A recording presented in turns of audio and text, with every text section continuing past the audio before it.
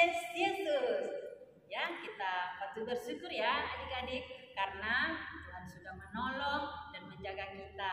Dan hari ini kita boleh ibadah walaupun hanya secara online. Dan untuk itu adik-adik mari kita berdoa ya terlebih dahulu. Kita berdoa.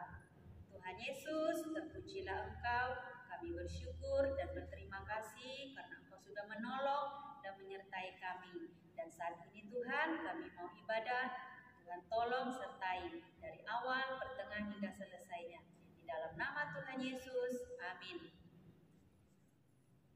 Ayo adik-adik, kakak undang untuk bangkit berdiri dan kita mau menyanyi dikepak-kepakkan tangannya.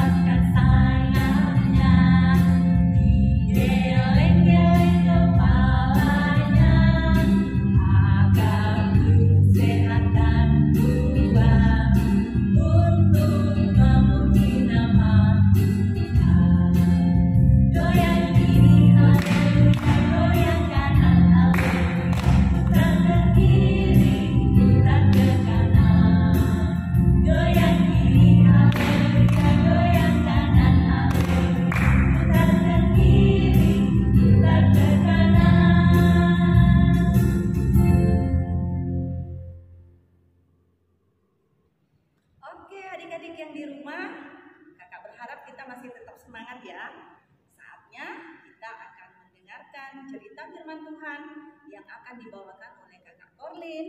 Namun sebelumnya kita menyanyikan sebuah lagu yang mengatakan hatiku penuh nyanyian.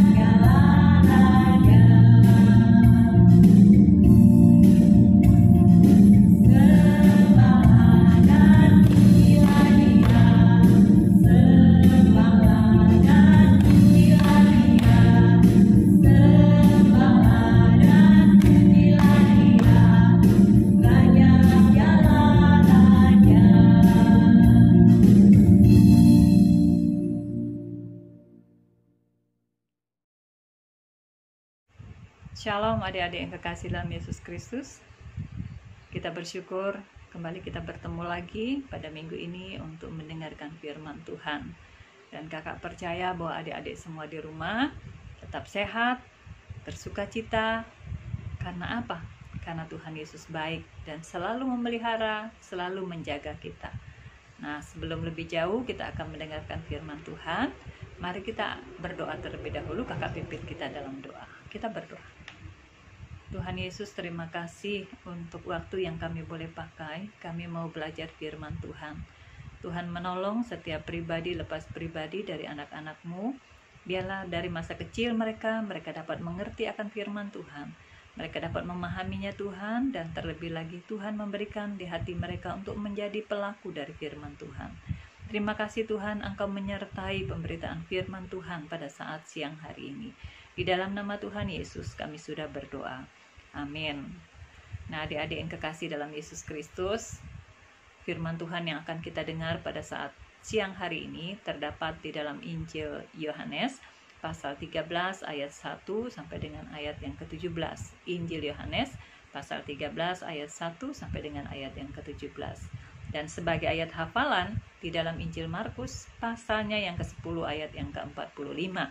Di sana berkata, Anak manusia datang bukan untuk dilayani, melainkan untuk melayani dan untuk memberikan nyawanya menjadi tebusan bagi banyak orang. Nah, adik-adik yang kekasih dalam Yesus Kristus, melayani satu kepada yang lain, ini adalah dasar hidup bagi kita sebagai orang percaya. Tuhan menghendaki kita sebagai orang yang percaya bisa saling melayani satu sama lain. Dan dasar ini diletakkan oleh Tuhan Yesus pada malam terakhir Dia bersama-sama dengan murid-muridnya. Sesudah melayani bersama-sama dengan murid-murid Yesus, Ia ingin memberikan satu pelajaran kepada para muridnya sebelum kematiannya. Nah, adik-adik yang kekasih dalam Yesus Kristus, apakah yang diberikan atau teladan apakah yang Yesus buat di dalam kehidupannya kepada para muridnya? Waktu Tuhan Yesus hidup di Palestina, Dia bersama-sama dengan para muridnya. Yesus melihat bahwa sikap tidak mau melayani sesama ini pun ada di sana. Bahkan di antara para muridnya, Yesus juga mengerti hal ini pun terdapat di antara muridnya. Suatu malam sebelum hari raya Paskah mulai, matahari hampir terbenam. Tuhan Yesus bersama murid-muridnya melewati lorong-lorong yang sempit di kota Yerusalem. Mereka menuju salah satu rumah seorang teman, di mana mereka ingin makan bersama. 2 orang di antara murid Yesus pergi lebih dulu untuk menyiapkan apa yang mereka butuhkan. Selama berjalan, tidak seorang pun yang berbicara. Tuhan Yesus yang selalu senang bertanya, jawab, dan mengajar sambil berjalan, pada malam itu diam saja. Ia tahu adalah malam terakhir Ia bersama-sama dengan murid-muridnya. Dan besok pada jam yang sama Ia sudah dikuburkan. Tidak lama lagi Dia akan kembali ke Bapanya di surga. Dia memandang murid-muridnya satu demi satu. Dia sungguh mengasihi mereka. Apakah mereka akan mengingat semua yang sudah diajarkannya kalau Dia tidak ada lagi? Apakah mereka akan tetap melakukannya? Mereka harus mengajar orang lain kalau Tuhan Yesus kembali kepada Bapa di surga, supaya orang lain akan menjadi pengikut Tuhan Yesus. Dan penting sekali untuk murid-muridnya untuk mengerti kata Tuhan Yesus dan mengikuti teladannya sebelum mereka mengajar orang lain. Dan adik-adik, akhirnya sampailah mereka ke rumah yang mereka tuju. Bersama-sama mereka menaiki tangga ke atas. Sebuah lampu minyak menerangi ruang makan yang sudah disiapkan. Dekat pintu terdapat sebuah tempayan penuh air, sebuah baskom dan sehelai kain lenan pembasuh, dan menyeka kaki tamu yang penuh dengan debu. Tetapi pada malam itu, budak yang mengerjakan tugas itu tidak hadir. Tuhan Yesus ingin sendirian bersama murid-muridnya. Di meja makan telah tersedia domba Paskah dan sayur pahit dengan roti yang tidak beragi dan air anggur. Tuhan Yesus duduk di antara para muridnya. Kaki mereka masih kotor, tidak ada yang ingin melakukan pekerjaan seorang budak. Lalu Tuhan Yesus mengucap syukur atas berkat makanan yang sudah tersedia. Dia tahu inilah kesempatan yang baik sekali untuk memberikan pengajaran nyata kepada para muridnya. Cawan anggur sudah diedarkan. Tiba-tiba Tuhan Yesus berdiri dan dengan tenang ditanggalkan jubahnya. Diambilnya sebuah baskom lalu dituangkan air ke dalamnya. Tidak ada seorang pun di antara para murid yang menanyakan apa yang akan dilakukan oleh Tuhan Yesus. Ia mengikat selai kain lenan pada pinggangnya. Kemudian diangkatnya baskom itu dan mulai membasuh kaki murid-muridnya. Tidak seorang pun yang berbicara. Bagaimana sikap para murid ketika melihat guru mereka melakukan perbuatan seperti itu? Ada yang berkata dalam hatinya, sekiranya aku tahu, aku akan melakukannya lebih dulu. Mereka sangat menyesal sebab seharusnya mereka yang melakukan hal itu. Tuhan Yesus mengetahui hati murid-muridnya. Bergantian mereka mengulurkan kaki di hadapan Tuhan Yesus, meskipun ia tahu bahwa iblis sudah menggoda Yudas untuk menyerahkannya ke dalam tangan musuh yang akan membunuhnya. Akhirnya Tuhan Yesus sampai di hadapan Petrus. Pada waktu ia akan basuh kakinya, dengan cepat Petrus menolak, "Tuhan, masakan Tuhan basuh kakiku? Apa yang aku perbuat, Engkau tidak tahu sekarang, tetapi Engkau akan mengertinya kemudian." Jawab Tuhan Yesus dengan tenang. Tapi Petrus menolak. "Tidak Tuhan, jangan sekali-kali membasuh kakiku." Tuhan Yesus memandang Petrus dengan sungguh-sungguh lalu berkata, "Petrus, jikalau aku tidak membasuh kakimu, engkau tidak dapat bagian di dalam aku." Petrus sangat terkejut mendengar kalimat itu. Tidak mendapat bagian di dalam Tuhan Yesus. Dengan segera ia meminta, "Kalau begitu ya Tuhan, jangan cuma kakiku, tetapi basuh juga tangan dan kepalaku." "Tidak, cukup di kaki saja," jawab Tuhan Yesus. Petrus diam dan tidak berkata-kata lagi. Diulurnya kakinya di hadapan Tuhan Yesus, kemudian Tuhan Yesus membasuh dan menyekanya dengan kain. Sesudah itu ia mengenakan jubahnya dan duduk kembali di antara mereka. "Mengertikah kalian apa yang baru saja kulakukan kepadamu?" Tuhan Yesus bertanya kepada para murid. Mereka tidak berkata apa-apa. Kemudian ia menjawab sendiri, "Kalian memanggil aku guru dan Tuhan, dan memang akulah gurumu dan Tuhanmu. Segala kuasa di langit dan di bumi telah diserahkan Allah kepadaku. Jikalau aku, Tuhan dan gurumu, telah membasuh kakimu, kamu wajib membasuh kaki sesamamu. Pada malam ini aku sudah memberi teladan, lakukanlah apa yang sudah kulakukan kepadamu. Ingatlah baik-baik bahwa seorang budak tidak pernah lebih besar daripada tuannya. Layanilah satu dengan yang lain dengan rendah hati. Belajarlah kepadaku, karena aku lemah lembut dan rendah hati. Jikalau kalian mengikuti teladanku serta mengerti artinya, maka hidup kalian akan selalu berbahagia." Ruangan atas itu menjadi sepi. Petrus yang selalu mau duluan daripada yang lain juga mengerti. Tuhan Yesus sangat mengasihi mereka dan ingin sekali mereka belajar darinya. Para murid merenungkan kata-kata Tuhan Yesus kepada mereka, "Ikutilah teladanku, maka hidupmu akan selalu berbahagia." Perjamuan itu diteruskan dan Yudas meninggalkan mereka. Yesus tahu apa yang akan dia lakukan. Sesudah makan, Tuhan Yesus bersama murid-muridnya pergi ke Taman Getsemani.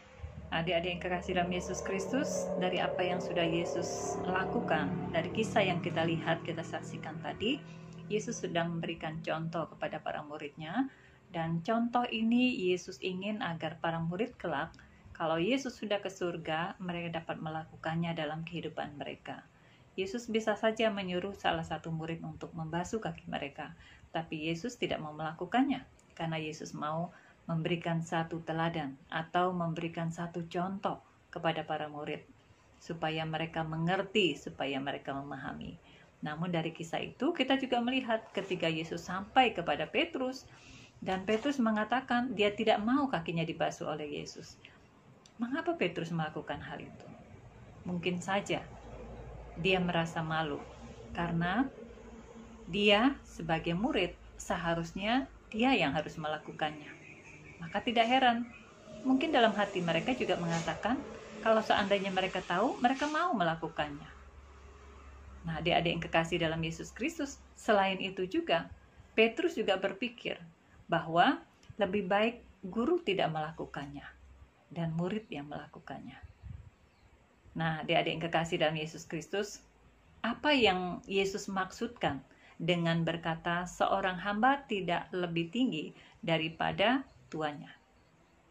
Maksud perkataan ini bahwa ia menjelaskan kepada mereka bahwa dia dapat melakukan tugas yang rendah. Nah, kalau dia saja sebagai guru bisa melakukan tugas yang rendah, apalagi sebagai murid seharusnya melakukan tugas yang rendah juga. Nah, inilah teladan yang Yesus lakukan, yang buat kepada para muridnya. Tuhan Yesus adalah seorang pemimpin yang terbesar. Dan kalau dia saja seorang pemimpin yang terbesar bisa melakukan pekerjaan yang rendah, apalagi kita sebagai murid-muridnya, sebagai anak-anaknya, kita harus mengikuti teladan Yesus. Kita harus melakukan apa yang sudah Yesus lakukan dalam kehidupannya selama bersama-sama dengan para murid. Dia memberikan contoh dan teladan dalam kehidupannya. Nah, bagaimana dengan adik-adik semua di rumah? Mungkin di rumah sudah dibagikan tugas ya dari mama atau papa. Dan bagaimana praktek dalam kehidupan adik-adik semua? Apakah melakukan tugasnya dengan baik atau menunggu siapa yang harus bertugas? Nah, kita belajar dari apa yang Yesus lakukan, bahwa kita harus melakukan bagian kita melayani dalam kehidupan. Mari kita satu dalam doa. Tuhan Yesus, kami mengucap syukur karena Tuhan Yesus sudah menolong dan memimpin kami semua boleh belajar dari kebenaran firman Tuhan, di mana Tuhan mengajarkan kami sebagaimana Engkau sendiri. Tuhan Yesus datang ke dalam dunia adalah untuk melayani dan bukan untuk dilayani.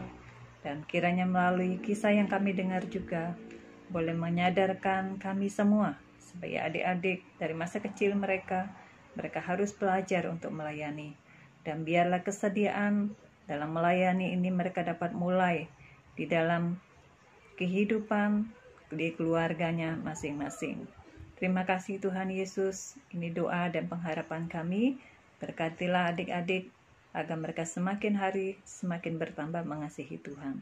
Di dalam nama Tuhan Yesus kami berdoa. Amin. Adik-adik, bagaimana? Kita sudah mendengar cerita Alkitab yang telah disampaikan Kak Norlin. Sungguh luar biasa memberkati kita semua. Saatnya kita akan berdoa. Kita akan mempersiapkan persembahan kita. Adik-adik yang ada di rumah, jangan lupa siapkan persembahannya. Kakak pimpin kita di dalam doa. Mari kita berdoa.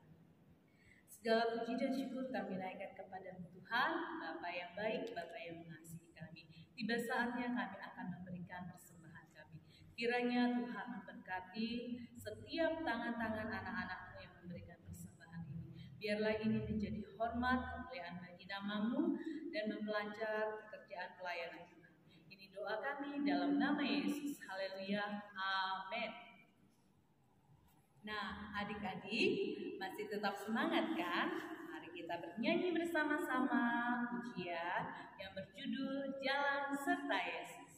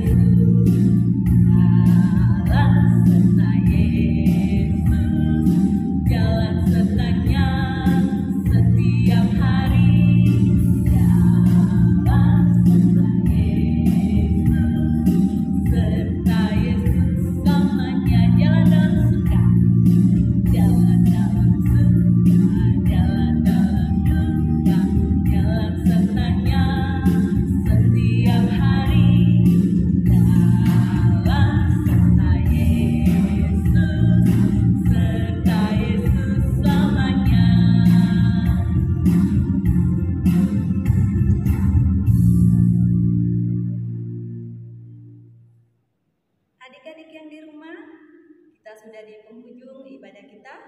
Kita sudah mendengarkan pujian, mendengarkan cerita firman Tuhan. Dan saatnya kita akan berdoa. Kakak yang pimpin kita dalam doa. Tuhan Yesus, kami bersyukur padamu. Tuhan sudah menolong kami dalam ibadah kami. Dari awal, pertengahan, hingga mulai selesai, Tuhan menyertai kami. Terpujilah Engkau Tuhan. Tetap kami menyerahkan khususnya anak-anak kami yang dalam pendidikan untuk 1 minggu ke depan Tuhan menolong di dalam pendidikan mereka. Lindungi mereka dalam bermain, Tuhan menyertai mereka di dalam pendidikan, Tuhan memberikan hikmat untuk mereka. Terpujilah Engkau Tuhan, kami tutup ibadah kami di dalam nama Tuhan Yesus. Amin. Adik-adik, ibadah kita selesai. Selamat siang. Salam.